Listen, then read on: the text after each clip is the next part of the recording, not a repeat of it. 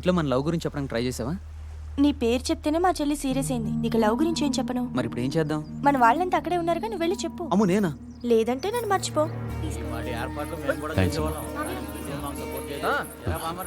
ఊళ్ళో వాళ్ళంతా ఇలా ఒకే చోట కలవడం చూస్తుంటే చాలా ఆనందంగా ఉంది. కాంపిటీషన్ చేసావా? స్వయంగా నేనే చేశాను. ఏ ఆగు, ఆంటీ చేసింది. అవునా? రే పట్టుకో. ఎలా ఉంది రామకృష్ణ? నేనే చేశాను, నీకు ఇష్టమని. ఏ ఏమా స్వీట్లు వచ్చినాయా? లేదురా, ఫోన్ చేయి. రాలేదా? ఇంకెంతసేపు పడతాయా? 2 రోజులు ఎంత ఆర్డర్ ఇచ్చి. ఏ శిరీష ఆగు. 4th year photo ఇద్దా? అక్క అక్క, చేశానంతే. రేయ్ ఎంత ధైర్యం నీకు? అది కాదు మా అక్కని ప్రియా, పట్టుకుంటావా? అతను తప్పేం లేదు. మేము ఇద్దరం ప్రేమించుకుంటున్నాం.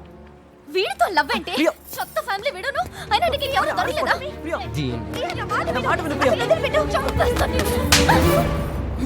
ఆడదానిలా బిహేవ్ చేయి. అమ్మాయిని కొడతావు? ఏంట్రా?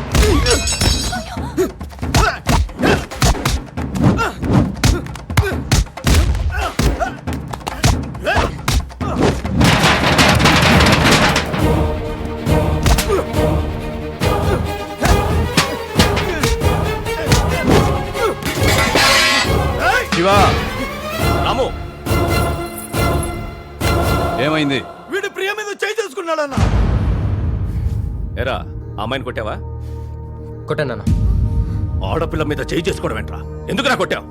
ఆడుతున్న విషయం మర్చిపోయి రౌడీలో బిహేవ్ చేసింది కాబట్టి కొట్టాను. అబ్బే, నా 6 సెన్స్ ప్రకారం ఇది కరెక్ట్ కాదండి. అమ్మాయి ఒంటరిగా ఉండటం చూసి రామకృష్ణ చేయి పట్టుకుని పక్క లాక్కెళ్ళి ఉంటాడండి. అమ్మాయి నిప్పు కాబట్టి తప్పని ఉంటదండి. అసలే కత్తులు ప్లేట్లతో గొంతులు కోసేసే కాలం కదండి. కోరిక తీర్చలేదని కొట్టుంటాడంతే. ఎరా, నేను అన్న తప్ప? తప్పే ఉంది, కరెక్ట్ గా జరుగుతుంది. నోర్మోయ్, వాడు నా కొడుకు. అలాంటి నీచ పనులు చచ్చినా చేయడం. చూడండి, మీ కొడుకు మీరు అనుకునేంత ఉత్తముడేం కాదు. ఇక నుంచి అయినా కొంచెం అదుపులో పెట్టండి. అంటే ఇంతవరకు గాలికి వదిలేశానా? నా పెంపకం గురించి ఈ ఊళ్ళో అందరికీ తెలుసు. మీరు ఎలా పెంచారో వాడు ఎలా పెరిగాడో తెలుస్తూనే ఉంది. రమా,